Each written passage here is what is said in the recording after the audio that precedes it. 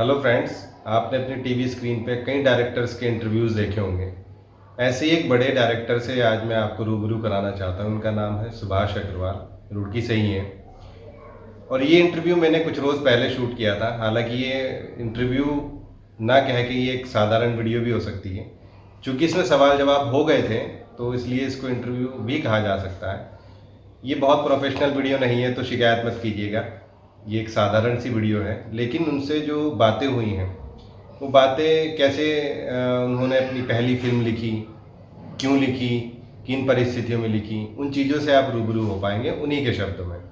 उनकी जो पहली फिल्म थी, पहला जो उनका मास्टरपीस है, उसका नाम है रूही का बोझ। आजकल दूरदर्शन पे बहुत आ रही है, आप देखते भी होंगे।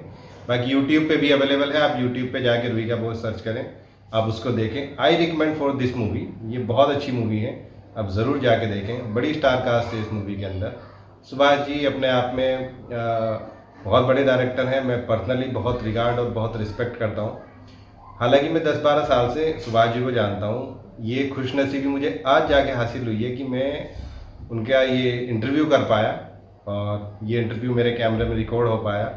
ये इंटरव्यू मैं आपसे साझा कर रहा हूँ, आप इसको देखिएगा।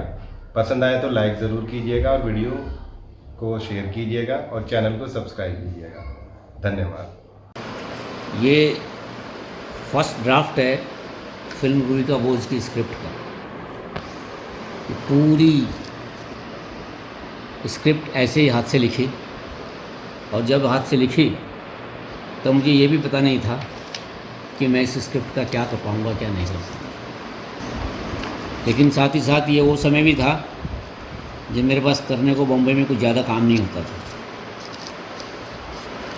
मुझे लगता था चलो, बम्बई में मैंने अड्डेबाजी तो वैसे कभी की नहीं, तो जो अड्डेबाजी से टाइम बचता था वो मैं ऐसे कामों में लगाता था। एक टाइम था जब मैं रद्दी की किताबों से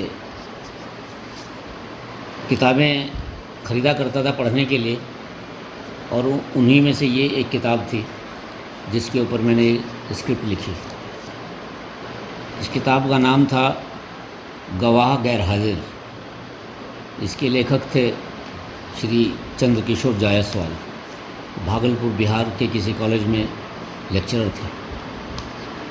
और जब ये किताब मैंने पढ़ी तो मुझे लगा कि मैंने इस विषय पे और कई किताबें पढ़ी होंगी, परंतु जो बात इस किताब में है वो नहीं है मिली मुझे कहीं भी। इसमें ऐसे ऐसे दृश्य हैं कि जब आदमी पढ़ता है तो वो एक आंख से रोता है और एक आंख से हंसता है। इसमें व्यंग्य भी है, व्यंजना भी है, और जीवन की बड़ी कड़वी सी हकीकत भी है। वेब सीरीज़ का ज़माना आ गया है।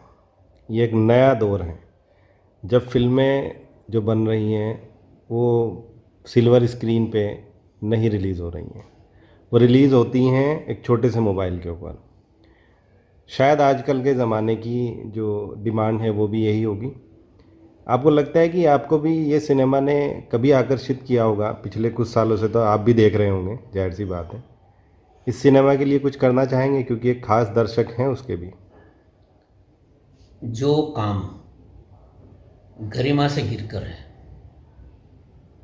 और हमारे सांस्कृतिक मूल्यों के अनुसार नहीं है, मैं उस काम को कभी भी नहीं करना चाहूँगा। आज जिन वेब सीरीज़ की आपने बात की, आप पहले ये सोचिए कि उन वेब सीरीज़ की ज़रूरत क्या है। यदि आप सिनेमा के लिए फिल्म बना रहे हैं, अच्छी फिल्म बना रहे हैं, साफ़ सुथरी फिल्म बना रहे हैं, अच्छा एंटरटेनमेंट दे रहे हैं, तो आपको प्राइवेसी में सिनेमा को महदूद करने की क्या ज़रूरत पड़ी।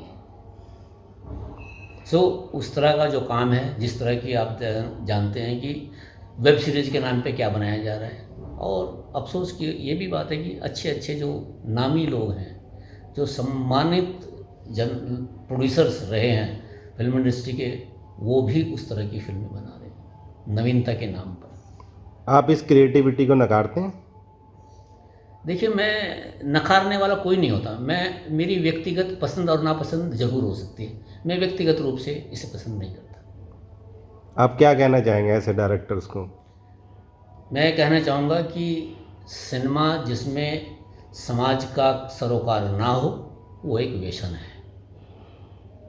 इस व्यसन से आप दूर रहेंगे?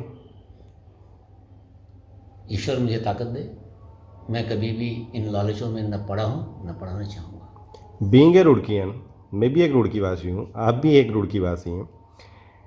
मेरी दरख्वास्त आपसे ये है कि आप रुड़की के लिए कुछ बनाएं, कुछ तो बनाएं, मतलब कोई डॉक्यूमेंट्री या कोई फीचर फिल्म या कोई शॉर्ट मूवी। रुड़की के लोग दोबारा से आपको देखना चाहते हैं। ये मेरी पर्सनल इच्छा है, मैं आपसे शेयर कर रहा हूँ। आपकी प्रतिक्रिया? देखिए, जहाँ तक डॉक्यूमेंट्री की बात है रुड़की के ऊपर, वो मैंने अब से 17 साल पहले बनाई हुई है।